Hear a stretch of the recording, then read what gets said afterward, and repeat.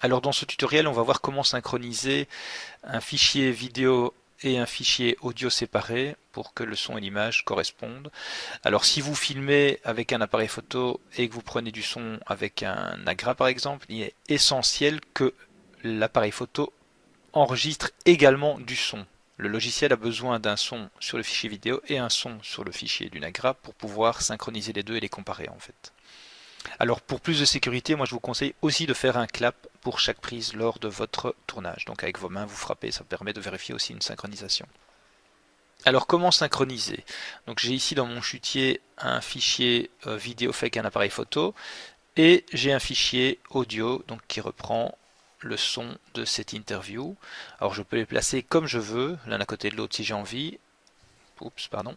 La seule chose qu'il faut respecter, c'est que les fichiers ne soient pas sur des mêmes pistes, enfin les sons ne soient pas sur des mêmes pistes. Alors je pourrais mettre aussi d'autres fichiers d'appareil photo que je veux synchroniser également avec ce même son, mais il faut que chaque fichier ne soit pas sur la même piste audio. Donc il faut vraiment, s'il y avait un deuxième fichier, que le piste se trouve sur les 3 et 4 et ainsi de suite. Donc ici je vais sélectionner avec un lasso mes deux plans à synchroniser et je vais faire un clic droit et je vais choisir l'option synchroniser. Une fenêtre s'ouvre et me demande, je veux synchroniser donc les éléments par quelle option.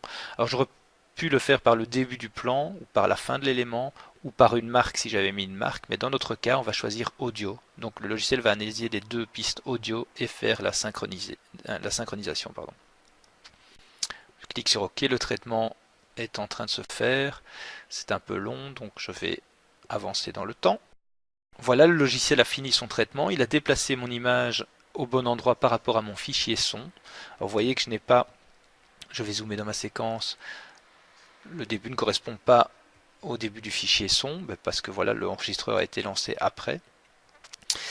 Et maintenant, ce que je vous conseille de faire, c'est peut-être soit de monter, une fois que vous avez synchronisé tous vos plans, c'est de monter à la manière du tuto numéro 22, donc d'utiliser cette manière-là, donc c'est-à-dire que votre séquence sur laquelle vous aurez tout synchronisé, vous l'utilisez comme rush, ou alors vous allez exporter, enfin fusionner les éléments, je vais vous montrer comment faire.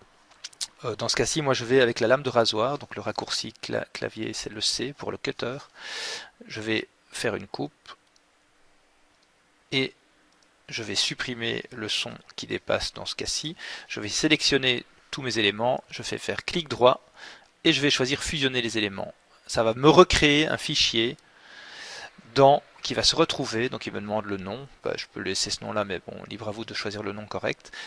Et une fois que je vais cliquer sur OK, il va me recréer un rush en fait, un rush qui comprendra les 4 pistes audio mais vraiment fusionnées.